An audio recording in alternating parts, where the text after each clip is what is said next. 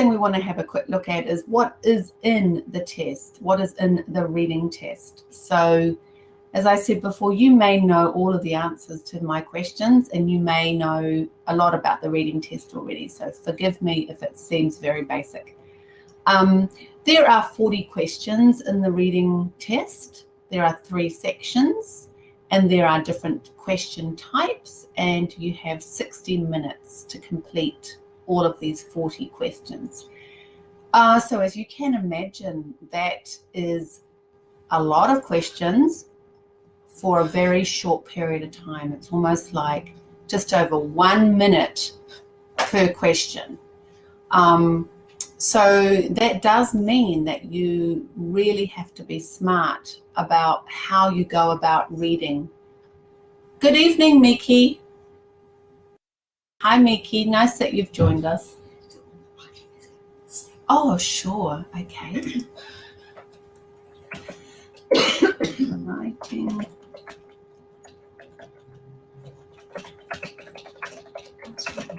Huh? That's one. That's one. Thanks. No worries.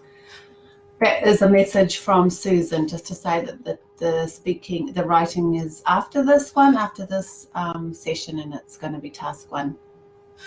Okay, so as I was saying, there are 40 questions and you have 60 minutes. So you have to be very smart about how you go about answering those questions. Let's have a quick look at the types of texts that you can expect in general training. So there are 3 sections, as I said before. Section 1 deals with English life and could be, for example, an advertisement or advertisement, you might want to pronounce it that way, for a hotel, a sports centre or sports centre facilities, or educational courses. The texts are not long and are factual rather than descriptive. So when we talk about factual, more like bullet points or just sort of basic information rather than lengthy sentences that describe anything. Section 2. This section may also consist of more than one text. Now, this is how general training differs from academic IELTS, in that academic IELTS only has 3 set texts, whereas general training may have more than 3, but there are only 3 sections, if that makes sense. So in section 2, it may consist of more than one text, just like in section 1, you may have more than one text. Okay, so not to get confused that even though you still have 40 questions in general training and 60 minutes, you may have more text than academic IELTS. Right, so section 2, the texts are concerning work, related topics, maybe pay schemes, work conditions, or machinery instructions. So machinery instructions are perhaps a little bit more challenging in the way that you will need to follow almost like a process or a sequence of instructions. Section 3 is one text usually, which is quite long, and it is the hardest. Okay, so you can see that section 1 quite relatively easy and sort of real life situations, and section 2 more about work, section 3 long and the hardest. Are there any questions at this point? Just type in no if you're all good. Everyone okay? Okay, thanks, Mika. All good. Okay. All right, so moving on quickly to the types of text in academic reading. So these are all topic-based types of text. So you really do need to kind of identify the topic first, and we're going to look at how to do that.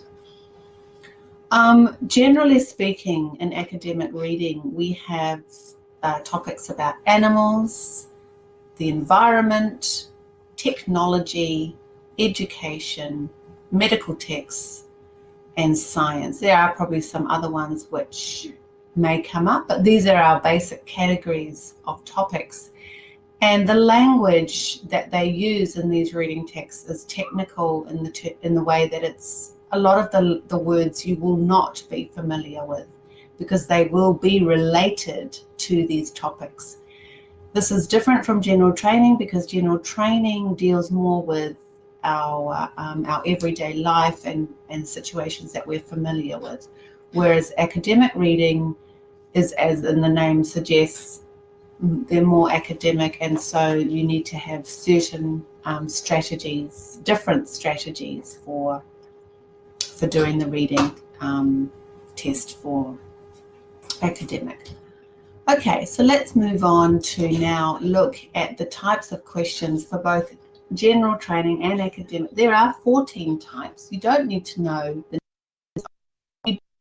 that there are going to be some which are perhaps easier than others when it comes to answering them. I'm sure you are all familiar with multiple choice questions. Yes, multiple choice questions would be a choice of perhaps 3 or 4, possibly more, but it's usually 3 or 4 choices. A, B, C, D, or 1, 2, 3, 4, for example. Another type of question is to choose the correct heading which matches the section or paragraph. So this is to do with looking at the heading of a text, or looking at the different headings that you are given and which section does it match up with best.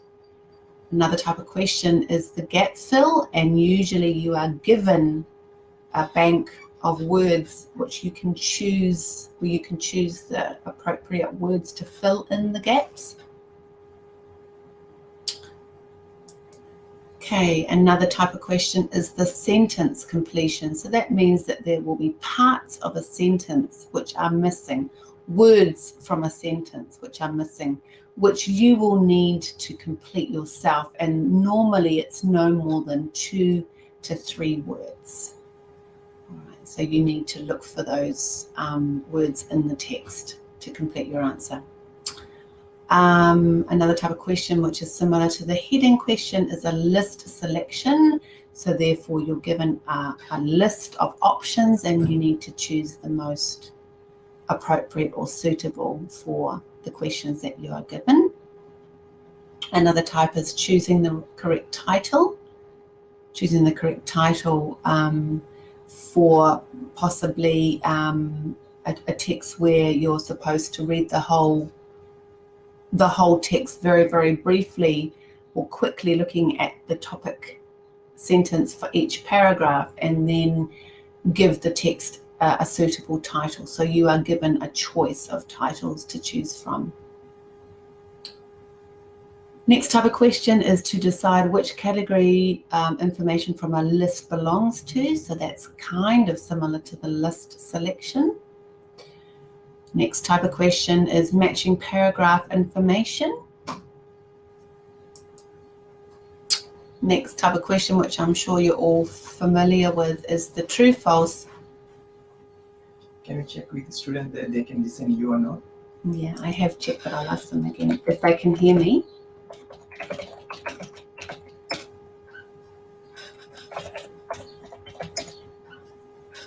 Because no one can speak. I can't hear anyone. Yeah. But I know that they're typing in the box. So I think they can hear me. Everyone can hear me, Mickey? Yes, Louise, it is very hard. True, false, not given. Very tricky.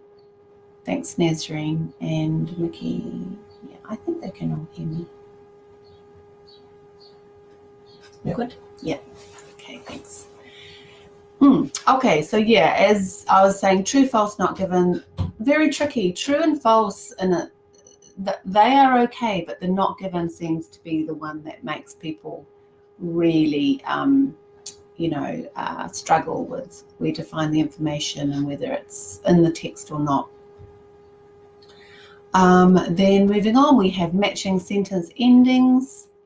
We have table completion, which is where you are given parts of the table to complete, and usually it's 2 to 3 words. We also have flowchart completion questions. So can I ask you guys now, when do you expect to have a flowchart completion question? So what sort of flowchart do you think might be in the IELTS reading test, either academic? That's right, Louise. Next week we will look at true, false, and not given. Tonight we're looking at multiple choice. So my question to everybody at the moment is, oh, hello, Arif. Arif, welcome.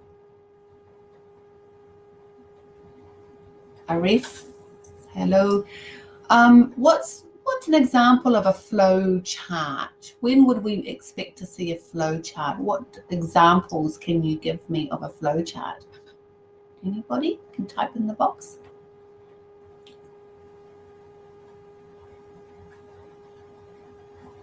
You're not sure, okay. Anybody like to give a suggestion there? What sort of examples of flow charts? What is a flow chart? What is a flow chart?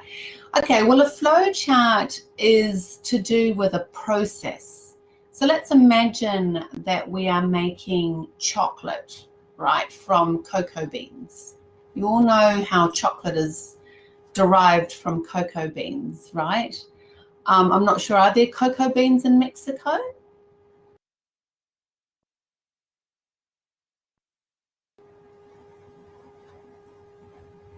Yes, there are. Okay, well, you know, chocolate, I'm sure we all love chocolate. Chocolate comes from cocoa beans. And so basically it's a process of how the cocoa beans are processed and to become chocolate. So this would be possibly put into a flow chart where certain stages of that have to take place for the end product to be chocolate. So that would be an example of a flow chart. Very similar to the next one, which is a diagram completion question. So very, very similar diagrams and flow charts. And short answer questions, well, that's a little bit like, you know, a reading comprehension question where they will ask you to give an answer to a question, but in a limited number of words, so possibly 2 to 3 words, maybe even including a number. Okay, so there we have more or less the 14 types of questions for both general training and academic reading.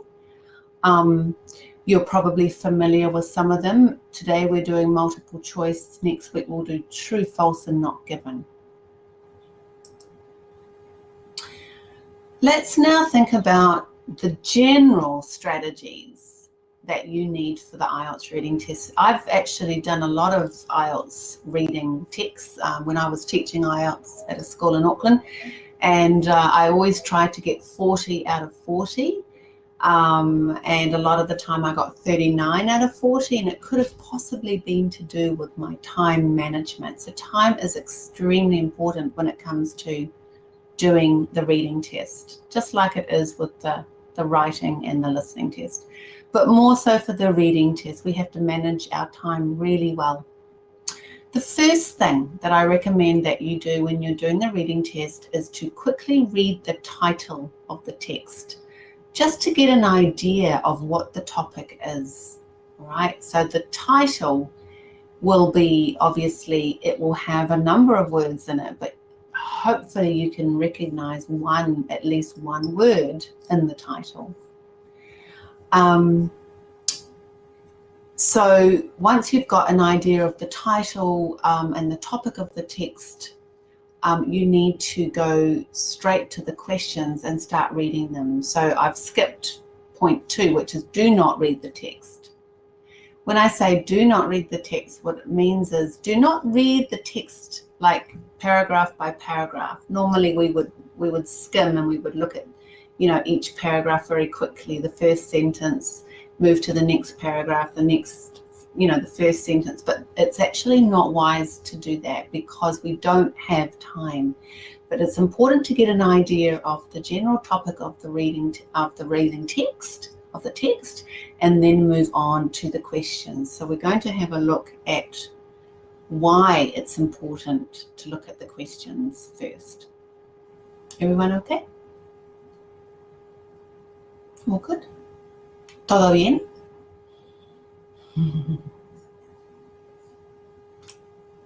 Okay.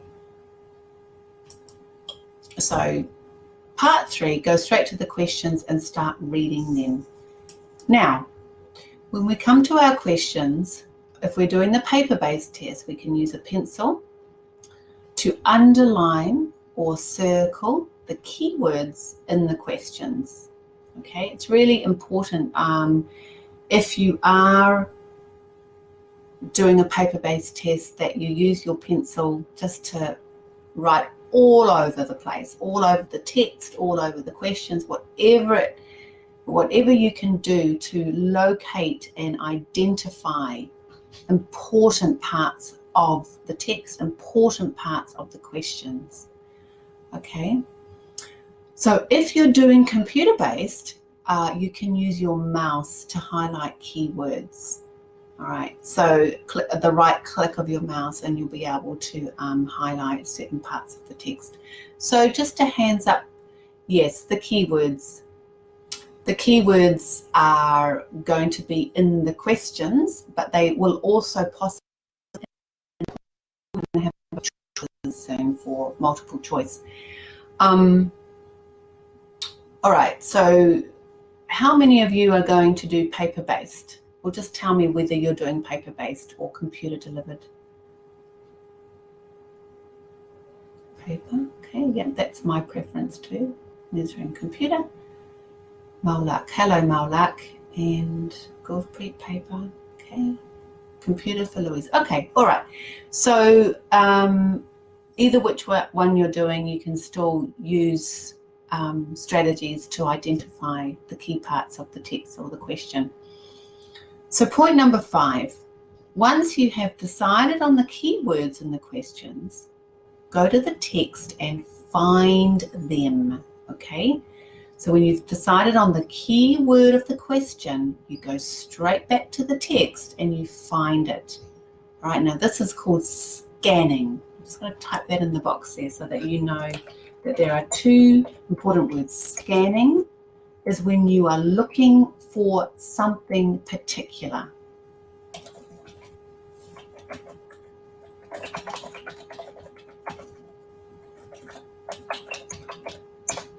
Okay, who knows the other strategy? It also starts with S.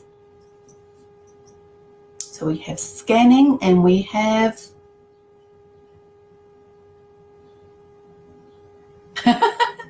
very close, Nazreen, skipping, not quite skipping, but very close to skipping, skimming. That's right.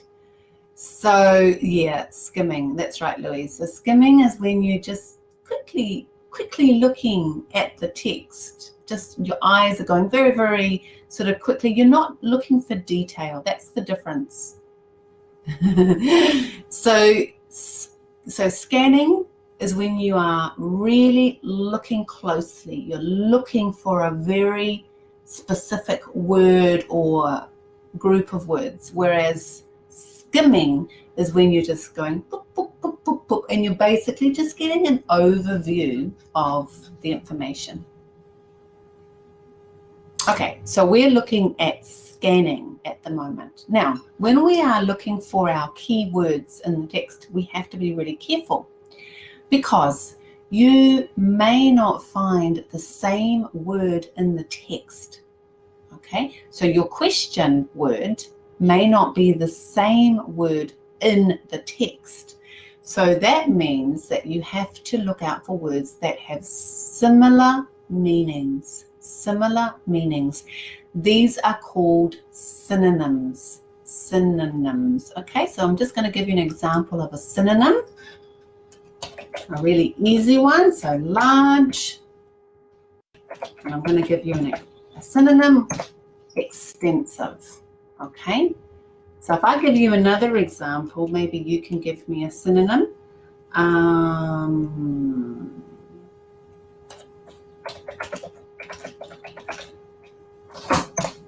So there's my my first group of words is body of water. What's another, thanks Moshe, what's another sort of water word that you can think of? It can be something very simple.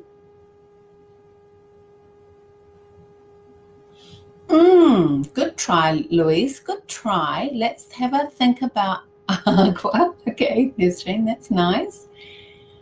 Okay, aqua. All right. So when I talk about a body of water, what comes to mind?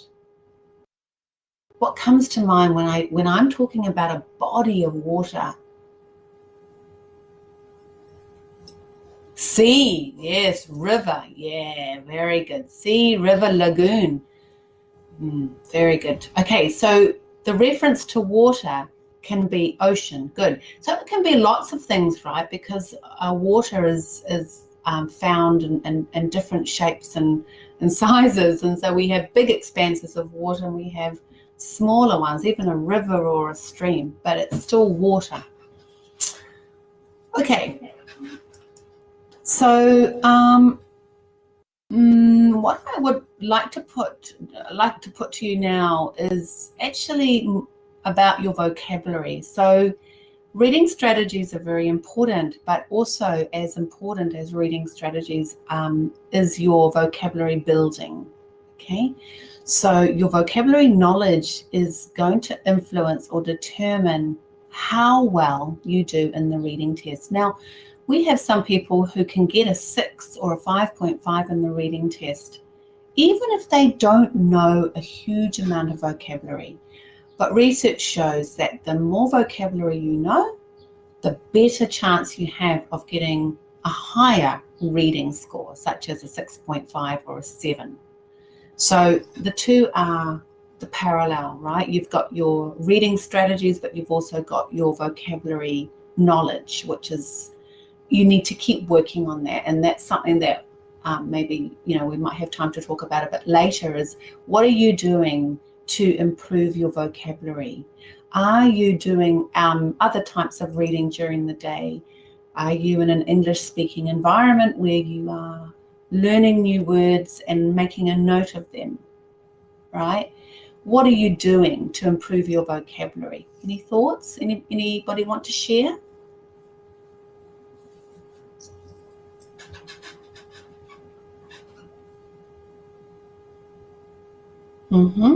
Good. Yeah.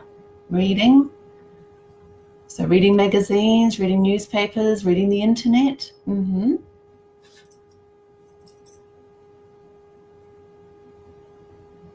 Audiobooks. Oh, that's a really good way too. So you hear it and you see it. Yeah, I like that one, Maulik. Podcast. Okay, cool. Yeah, podcast.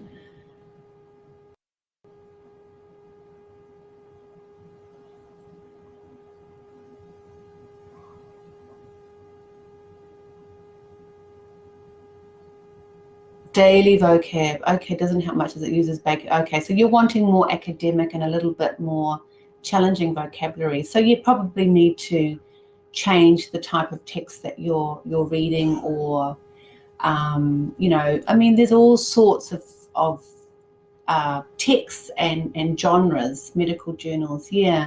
So if you're watching a movie, or if you're watching a documentary with your subtitles on, you're going to get exposed. You try to use the new words. Good. All right, great. So just so that you're aware that vocabulary building is really important. So let me just read this out to you. Before you sit the IELTS test, you should be spending some time, if possible, I know we're all busy, learning and memorizing words. For you to do well in the reading test, you will need to know many of the words from the academic word list, which is known as the AWL. The academic word list, it's one of some of the word lists available in the world. But it's probably the most well-known word list. So it contains 570 word families, which were selected because they appear with great frequency in a broad range of academic texts. So that's why they're so useful, because they're not just in one particular type of text. So I have posted the URL there if you want to take a photo of that URL link, or even if you just yeah, try to use new words whenever you can. So basically, if you just were to key in, if you were going to key in academic word list into Google, you would find, you would be able to find a PDF copy. So that's what I've posted there. Is not exactly the URL, but it's, you know, it's a link, if you like, even though you can't click on it. Okay, so let's take a look at a reading text now. Remember, tonight we're just going to focus on multiple choice questions, and we don't have a lot of time to look at a lot of different texts. So we're only going to be looking at 2 or 3 and just a portion of the text, okay? Okay, so maybe this point you can take a screenshot of the this paragraph, this very short paragraph here, which is called the first test to predict Alzheimer's. All right, so do you remember the very first thing that you need to do when you get your reading test? When you're looking at your first text, what do you do? Anybody?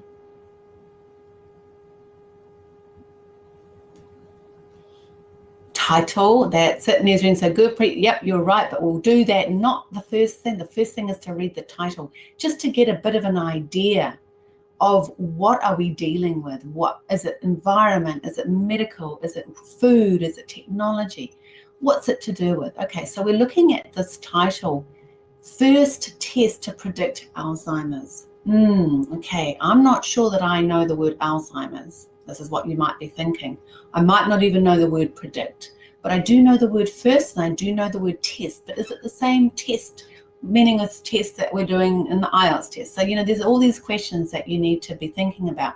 So let's move to the next slide, just to have a look. You look at the title first. What words do you understand? Test? Yes. Okay. Do you understand Alzheimer's? Maybe not. Okay. So part 2, look at some other words in the paragraph. Do you recognize any? Blood, disease. Okay, so let's go back and have a look at some other words. We've got blood, disease, symptoms. Okay. So now we're getting a bit of a picture. Chemicals, yeah, chemicals. We're thinking about blood. We're thinking about disease. Okay, what type of text is this, or what's the topic related to?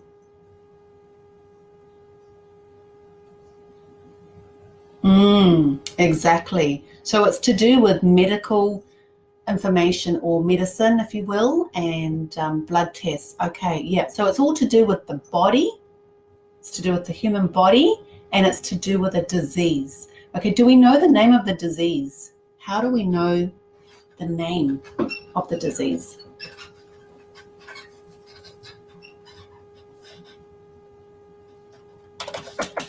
So remember, where have I gone? So you guys know how to look for names? Names have capital letters, don't they?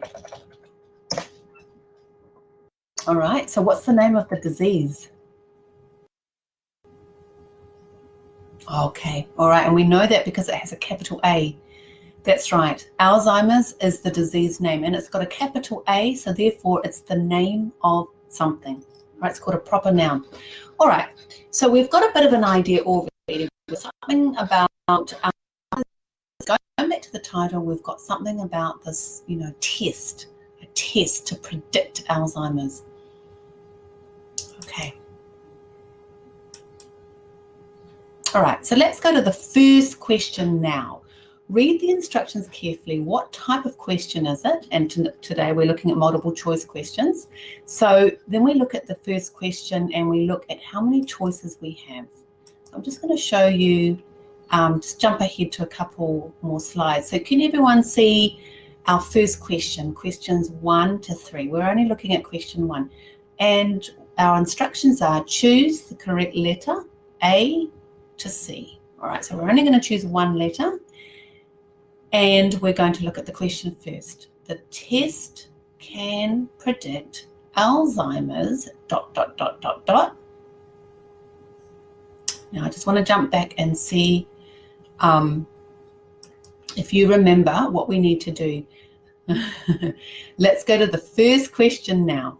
Read the instructions carefully. What type of question is it? It's multiple choice. You have 3 possible answers. What is the key word in the question? I have underlined it in red. There it is there. Predict. Okay. What are the key words in each of the choices? I have underlined them in black. Okay. So let's have a look at our choices. We have 2 or 3 years before. We have 2 or 3 years before the start of the symptoms, and we have a decade before. So we've got, we've got 3 answers that are all to do with what? What are we talking about here? 2 or 3 years, 2 or 3 years from the start, or a decade before? What's our topic for these 3 choices? Starts with T.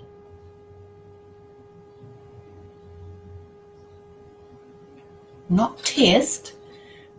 2 or 3 years, 2 or 3 years, decade. Time.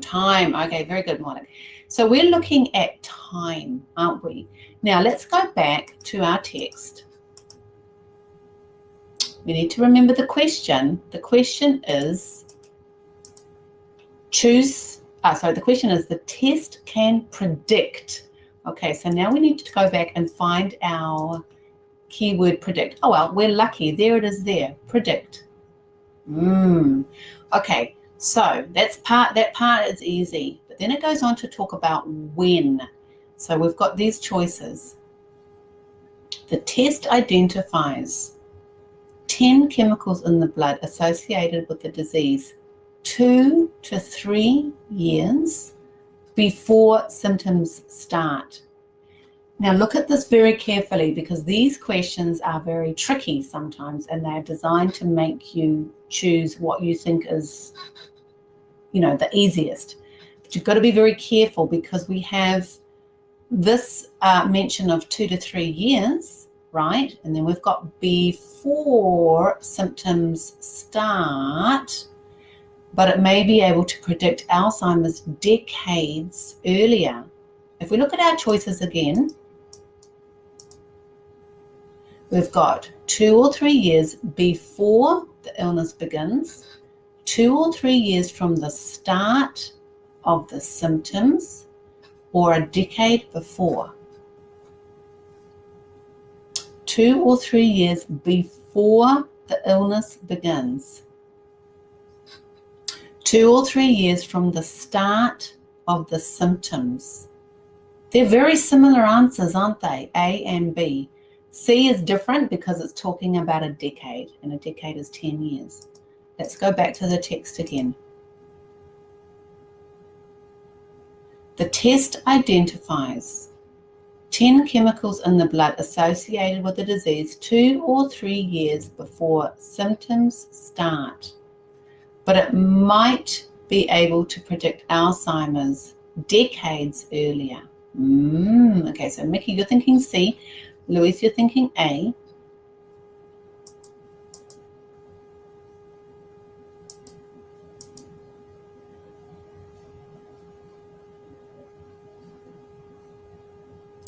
Have another look, guys.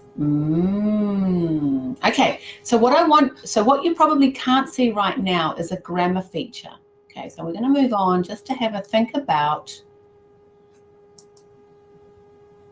So this is what we've discussed already. What are our choices? They're about time, when the test can predict Alzheimer's, 2 to 3 years before, 2 to 3 years from the start of the symptoms, a decade earlier.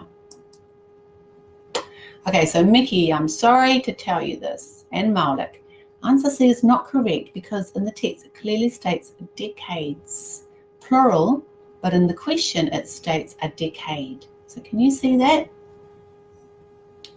Can you see that in the text it's decades, but in the question it's a decade?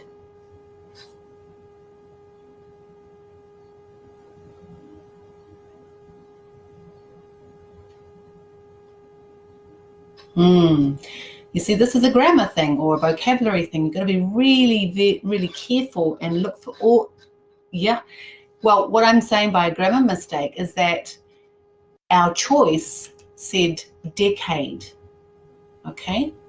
Our choice said decade, and in the text, it didn't say decade. It said decades. That's why we can't choose the decade answer.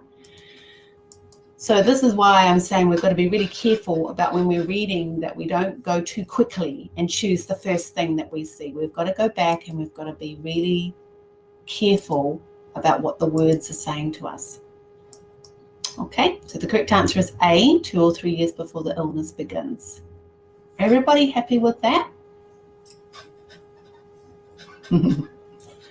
Great, awesome work. Okay, let's look at another reading now with multiple choice questions. Now this one is perhaps a little bit easier, so we're not talking about medical, so have a quick read of the title first. You may need to read a bit further on to get a better idea.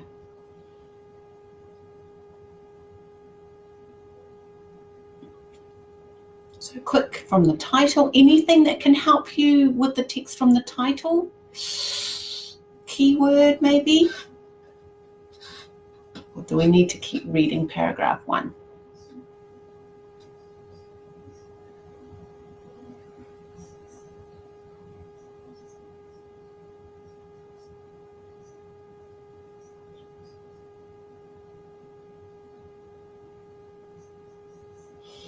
Okay, which word do you recognize in the title?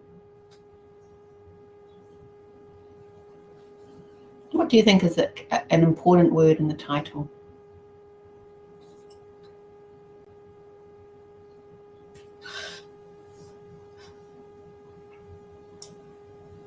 Oh, sorry, I need to put my thing down. Right, okay, teenager, right? Teenager, bad news. Good, Louise, bad news. Good, Mickey. Yeah, teenage bomb. Okay, so bomb is, you know, right? But it may not be a physical bomb. It may be something to do with something very, very bad that's going to happen soon. Okay, so yeah, teenagers, definitely teenage time bomb. Okay, so reading just very quickly, we're gonna, I want you to just get a little bit more information about the topic just by quickly skimming through the first paragraph. Just to get a bit of an idea, because we don't really have enough information about the topic just yet from the title. So it's about teenagers, and what's another key word there in the text?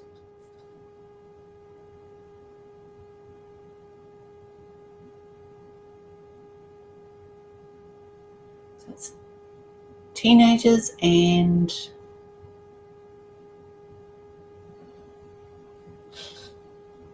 good, very good, Gurbapreet. Yep, crime. That's it, criminologist. Okay, good. So it's the criminologist is the person, but the topic is really about crime with teenagers. Okay. Let's move on to our first question. Young children are making criminologists nervous because, and we have a choice of 3. A, they are committing too much crime. B, they are impulsive and immature. C, they may grow up to be criminals. All right, I'll take you back. Okay, let's just have a look at the question again. Young children, so focus. Young children are making criminologists nervous because. So let's go back to our text. Even in the first sentence, we see that they are talking about the criminologists being nervous.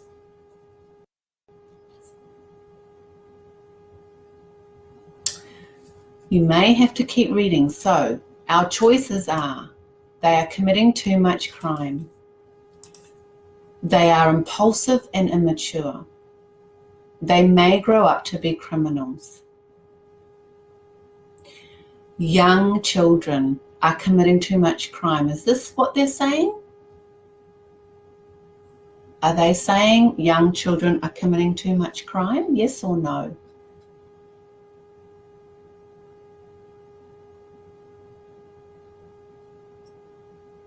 No, good. Okay. Young children are making criminologists nervous because they are impulsive and immature. Is that what they're doing? Are they impulsive and immature now? Young children, are they impulsive and immature? Let's have a look. Where does it say that young children are impulsive and immature?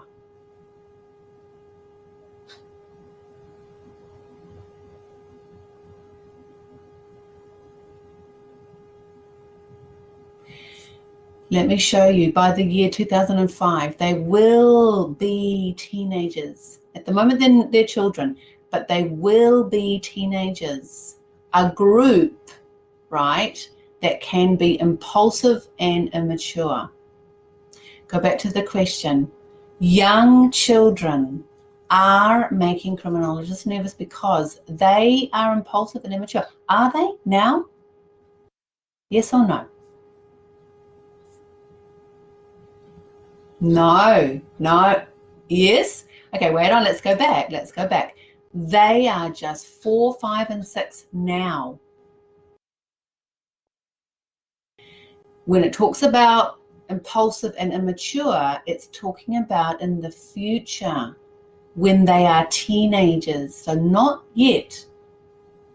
Oh boy, what's oh boy, Nazreen? Did you just realize that it's not, the children are not impulsive and immature at the moment, but they might become in the future.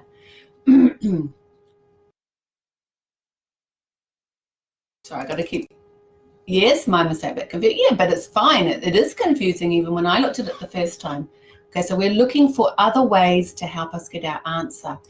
And what I want you to look at here is the tenses. So here we've got they are committing too much crime. That's the present tense. So young children are committing too much crime. No, they're not committing crime. They're just children. Young children are impulsive and immature. No, they're not at the moment. But answer C, they may grow up to be criminals. So which is our best answer based on the fact that 2 of these are in the present tense and 1 of them is the future modal? What's our best answer?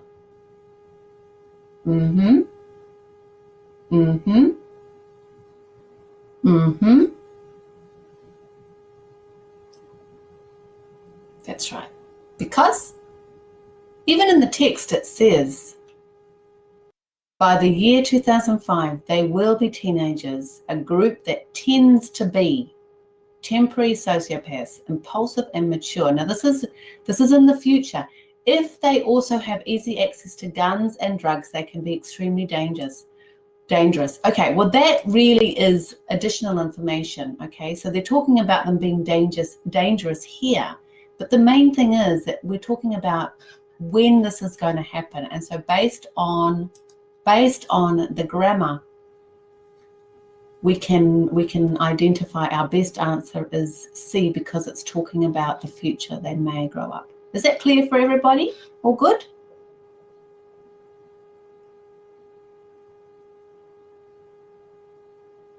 Good, great. Okay, so grammar sometimes is important in the reading test, right? We're looking at tenses. Okay, so that's what it is there. 2 sentences have the present tense. 1 sentence has a modal to refer to the future. Okay, let's try another text. So this one, I'm not sure how well you can see this, but the title is Australian Agricultural Innovations. Okay, so that's our title there.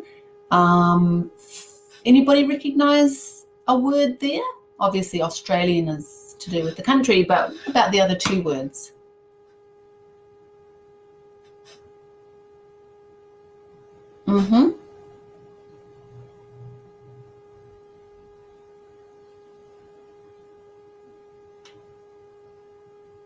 Very good. That's right. Agriculture. Yep. That's the key word, right? And innovation, do you know the meaning? Maybe don't know the meaning yet, but we can definitely work on, yes, agriculture. Yep. Okay. And if you know innovation, that's fantastic. If you don't, it doesn't matter at this point. Change, yeah. Change and things which are good. Right. New developments. Okay. Innovations, new developments. Okay. All right. So we're going to go straight to the question, because remember I said to you that we don't have time to do too much reading. So our first question is, what is dry farming? What is dry farming? Okay. So we're just going to go back to the text and have a quick look. Can we see dry farming? Tell me where it is.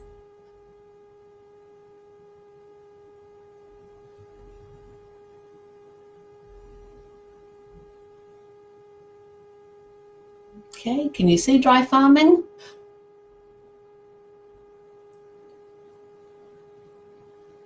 All right, great. Second paragraph, line 3, dry farming. There it is, very clearly there.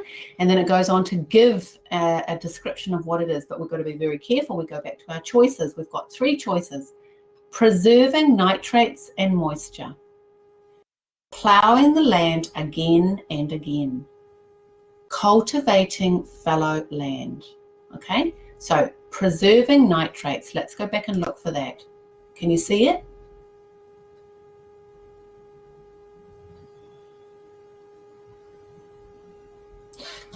Can you see preserving nitrates?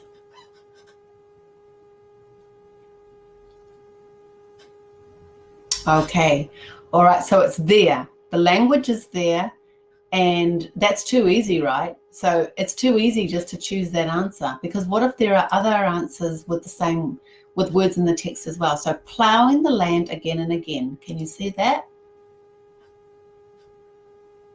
Ploughing the land again and again. What do they say in the text? Repeated. Very good, Mallet. Repeated means again and again. Okay, so that answer is, so that information is in the text as well. Goodness, what are we going to do? We've got preserved nitrates and we've got repeated ploughing of fallow. So let's go back to our third option, cultivating fallow land.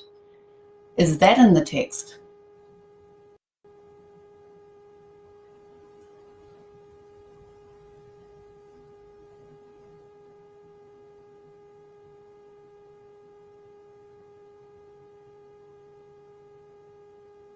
Okay, yep, so we can see that cultivated is there as well. Oops, sorry.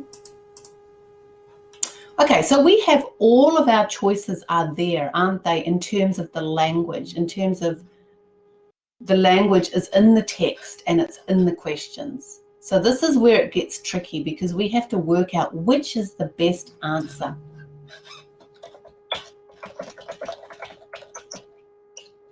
That's always going to be our biggest challenge. Which is the best answer? Because actually, option A is a good answer, all right? And option B is a good answer. And option C is a good answer. But which is the best answer? I'm going to let you decide, you guys, and you can pop your answer in. Okay. Don't be shy, guys. Pop your answer in. Doesn't matter if you make a mistake. We've got a B, we've got an A. We've got a B. Okay, Louise. All right. Ploughing a fallow. Okay, so you've got a B there. B.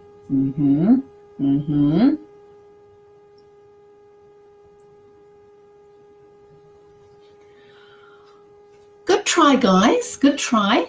Not quite there yet. We've got B. B is what you want to put, right? Because we can see it here.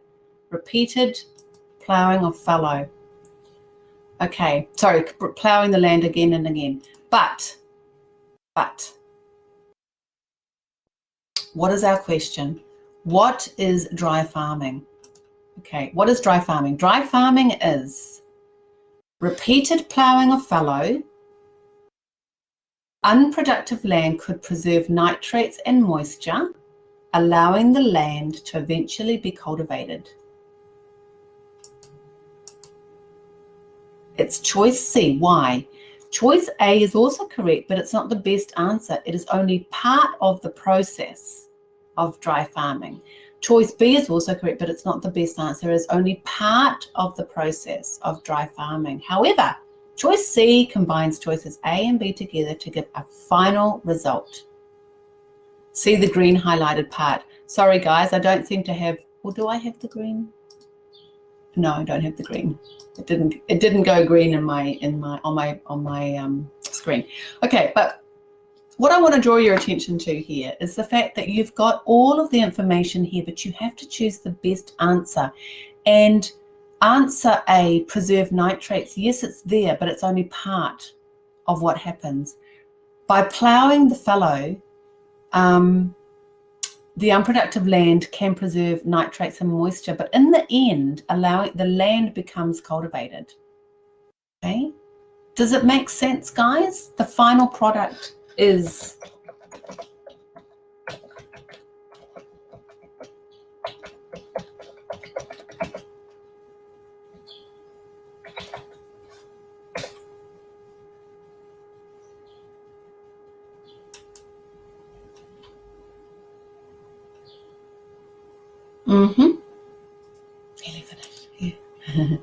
That's right. Okay, so we had three choices. They were so similar. So similar, but we had to choose the best one, which combines A and B. All right, so sometimes you have to use a little bit of logic in your decision making there. Okay, don't worry if you didn't get it straight away. It is tricky. It is tricky. Okay, so we're nearing the end of our session today, so I'm just going to give you a bit of a summary now. So questions in the reading test can be tricky. They are designed for you to read parts of the text over and over and over again. Never settle for your first choice just because you find words from the question in the text, okay? Sometimes you will find all of the words in the text, which is why you have to go back and carefully choose the best option. All right, it's never going to be standing out at you as a very, very clear answer. You have to go back and look for other things like grammar and, use a little bit of logic as well. Let's do a quick quiz, guys. Do you like quizzes? Okay, so who can be the first to type in the answer for number one? Go. Who's gonna win the quiz? Good, Mickey. Okay, so let's go for number two. So number one, read the title first. Number two, don't panic if there aren't many words you can't understand. Okay, we don't have to do anything there. Question number three, read the quick. Yay, you got there first, Malik. Well done. Read the instructions. What type of question? Very good, Malik. Well, you're on fire. Go to first, number four. Go to first question, good, Mickey, and underline key words. Very good, Mickey. Number six, look at the multiple choices carefully. Are there any? Number six, tricky. Oh, very good, Arif. Tricky questions. Number seven, check for. Okay, good. Grammar or grammatical, grammar clues would be, grammar or grammatical clues, probably grammar, such as tenses. Number eight, I said the answer. Vocabulary knowledge is important. So you have to keep working on learning and memorizing words from the AWL. Do you remember the AWL?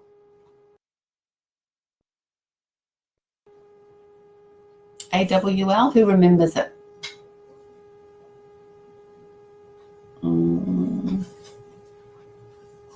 AWL.